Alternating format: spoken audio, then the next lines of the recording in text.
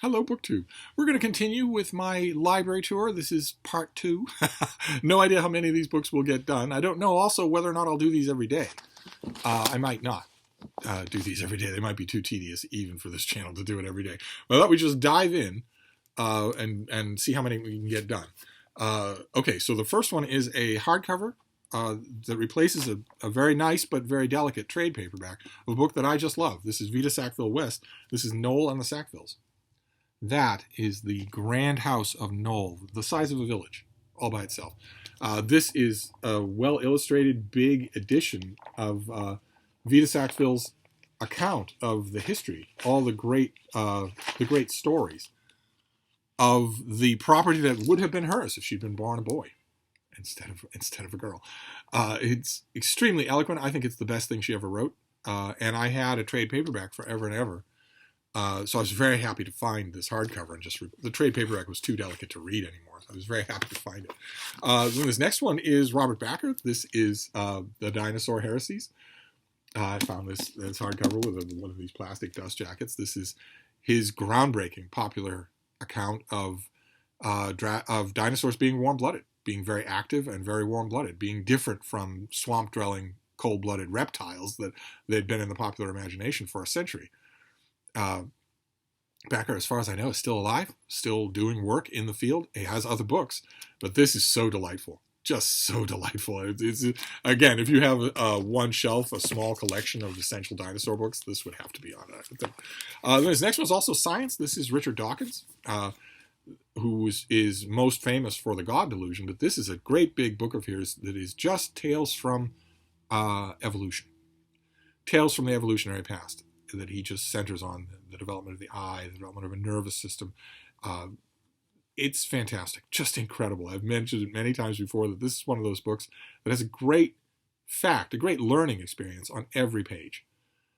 So I was happy that it was this long. Could have stood it to be twice as long.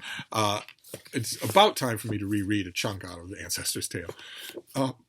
Okay, then this next one is The Essential Horace. Kind of a neat trade paperback with French flaps there. This is Burton Raffel. The translation is by Burton Raffel, famous for his translation of Beowulf. His Horace is a little bit on the stiff side. He makes a lot of metrical decisions that I wouldn't make, although I can see why he makes them, and I'm perfectly happy with that. And again, as I'm going to say throughout this library tour, this really ought not to be here. I ought to have one bookcase that is all the literature of the classical world, the Greeks and Romans. And I don't. They're scattered all throughout this room and a lot of other places too. So, but this would be a Horace that I would keep as well. This next one is a lovely trade paperback. I don't think that I've ever seen a hardcover that's nicer of this thing. Who is this? Northwestern Press. This is Venetian Life by William Dean Howells, who got an official political junket to go and live in Venice with his family and wrote all about it. And Northwestern put this out along with his book on just Italy in general. This is one of my favorite books on Venice, which again ought to be a section of its own in my library. I ought to have all the Venice books together, since I have visited everywhere in the world except Australia, but I have only lived in a handful of places, just a couple of dozen places. And the place that I lived in almost the longest and almost the best was Venice, in the Dorso Duro. Only Boston did I love more, or I'd be there now. so I ought to have a section on Venice books. Then we have David Carroll. This is Swamp Walker's Journal, the classic natural history, him just going to a relatively small patch of lowland wetlands and just talking and writing about what he sees there, what he experiences throughout the year, and also full of his own rather lovely artwork. His own artwork is all throughout here. It's just fantastic. He has a number of books, and they're all great. They're all very, very much worth reading. They aren't, I can't help but notice looking at this shelf altogether, but they should be. But A Swamp Walker's Journal is my favorite of all the books that he wrote. Maybe that's why it's alone here.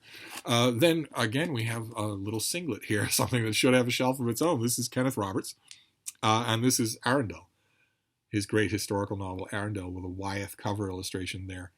This came out in 1930. And it had 1 million reprints. It had 1 million editions. You would never know it because Kenneth Roberts is well and truly gone now. Even Northwest Passage is well and truly gone. He is not remembered or reprinted at all by anybody. He's not read by anybody, but he's terrific. Absolutely terrific. You need only know how many editions and reprints this book had to know that he had to strike a chord with somebody. He's terrific. And I was very relieved to find out in the 21st century that he's terrific to reread as well. Then we have a memoir, To the Harbor Light, by Henry Beadle Huff. This is about Martha's Vineyard by legendary, there he is, there they both are, by the legendary editor of the Martha's Vineyard Gazette. There he is, and there he is with his best friend. I love this. I love the vineyard anyway, and I actually had the great pleasure of having many conversations with the author of this book, and also many conversations with his dog. Only one time in any of our perambulating walks did he ever suspect that there was a conversation going on aside from the one that we were having. But during some of those conversations, this was 50, 60 years ago, he said to me, well, you're an avid reader, and our talks when we walk, all we talk about is books. Why don't you review a book or two for me? And I thought, no, I probably wouldn't be any good at it. And now I am a book reviewer for the Vineyard Gazette all these decades later. Kind of amazing.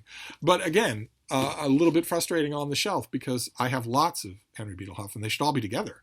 And they aren't, but we're gonna press on here. This next one is a reinforced trade paperback of Michael Shar's book, The Killer Angels. This is one of the greatest historical novels ever written, in my opinion. This is a historical novel about the Battle of Gettysburg, told from roving points of view, beautifully, beautifully written, totally involving, in a way that has been currency to me. When I worked in a bookstore, I told my customers, if you're looking for a book that you will absolutely love, I guarantee you will love this one. If you don't, I'll buy it back from you. Never had anyone come back to me other than say, I'm in love with this. Not the same thing as other historical fiction. The Journeyer by Gary Jennings, for instance, is a totally, totally successful historical novel. But it takes a slow build to get to it, and it's huge. Master and Commander by Patrick O'Brian, also a beautiful, great historical novel, but it's laden with period jargon, to the point where I could not recommend it to just anyone. I'd have to pick and choose, but not this. Not this. I reread it in 2021, as I do almost every year, and just loved it. Then we have Catherine White, the great Catherine White. This is Onward and Upwards in the Garden, her collection of columns about just being a gardener. One of the most eloquent and unassuming and beautifully written books on gardening of all the ones that I have read. And I've made a little study of books on gardening because a few years ago I was actually contemplating starting a garden of my own and actually trying to get good at gardening. And I never did that. I never got past the reading stage, but I read a lot. And I'd read this before because this was a huge hit when it came out originally as a book. It was originally columns, but when it came out as a book, it was a huge hit. Huge. And I read it then when the thought of gardening had never even crossed my mind. I read it again. I read it during my garden contemplating phase. And again, it holds up so well. I just loved it. Then we have a modern library edition. This is a modern library, a beautiful modern library edition of Bullfinchs Mythology. And this has everything. This has the Age of Fable, the Age of Chivalry. It's just a big volume of Bullfinchs Mythology. It's not the ideal volume that I would want. I know what that looks like, and it's a hardcover with a dust jacket, but this will do for now. These modern library editions are just great. Then we have a staple anthology, one of the greatest anthologies of all time, one of the greatest anthology traditions of all time, the Oxford Book of English Verse. On any short shelf of the greatest poetry anthologies ever. But this is not the original. No offense to the shade of Rumpole of the Bailey. This is not the Quiller Couch edition. This is Helen Gardner. This is the new Oxford Book of English Works, and there have been a couple since then. But this is my favorite. I think she brings the greatest amount of scholarship and also the greatest amount of taste to what she picks. The Quiller Couch version is very individual, but a great number of his choices. This is a very idiosyncratic anthology. It's a part of its time. It doesn't survive. Helen Gardner, I think, was the first person to go at the imprimatur of the Oxford Book of English Verse and say, okay, well, how can I make an anthology for the ages? Not just one that reflects my own taste. And it's terrific. I've had the later Oxford books, but I don't keep them.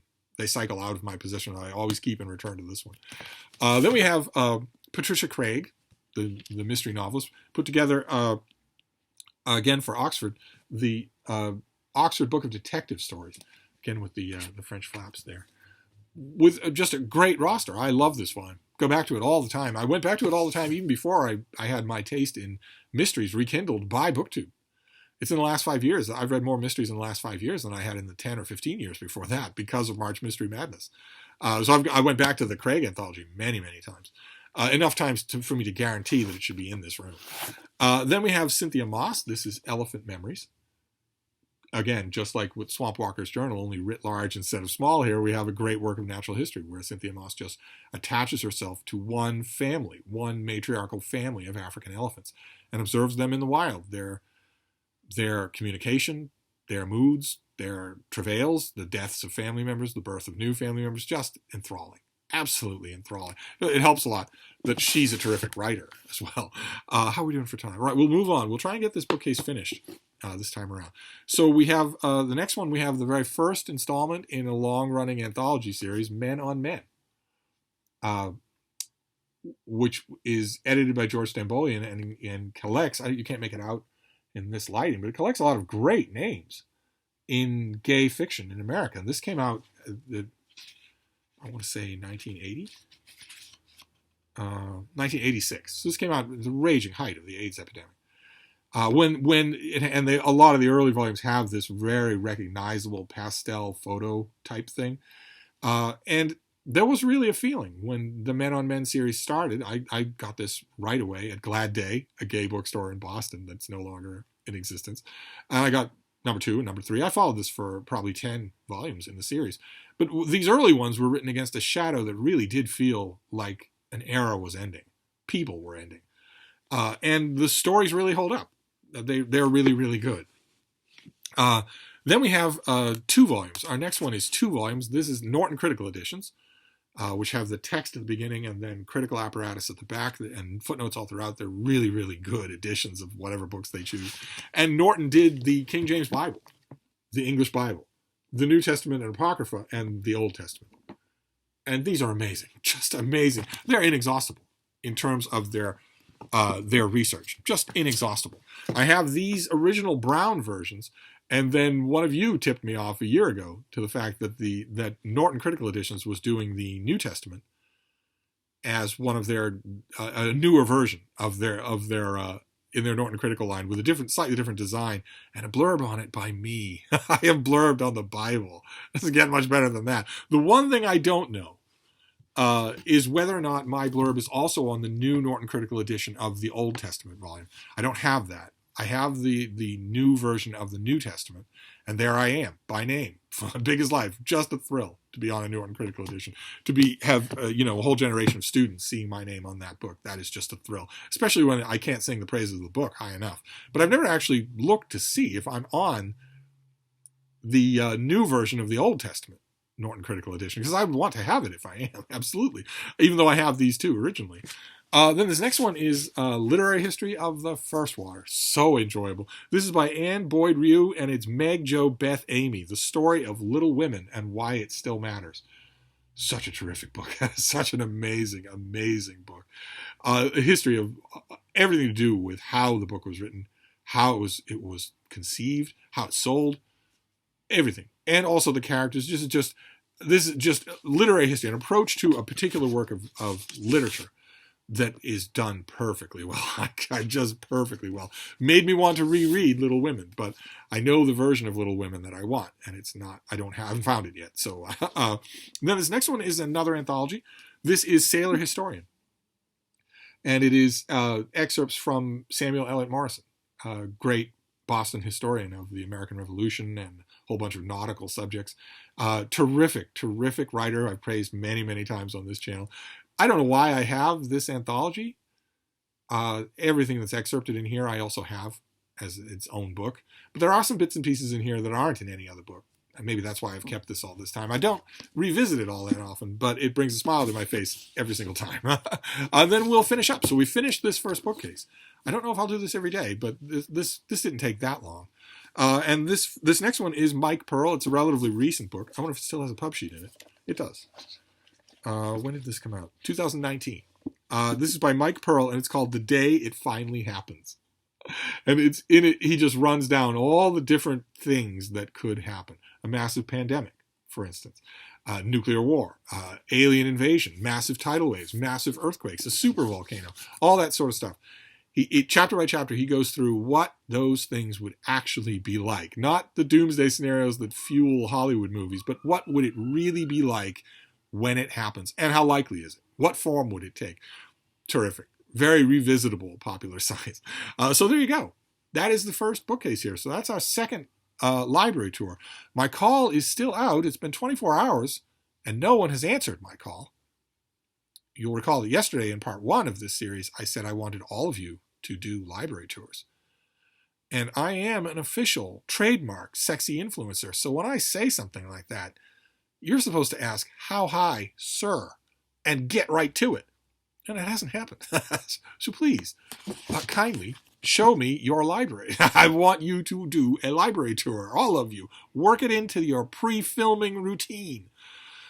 But anyway, we're not done with this. We have a lot of other books to cover. So I will wrap this up for now, and I will see you soon. Thank you, BookTube.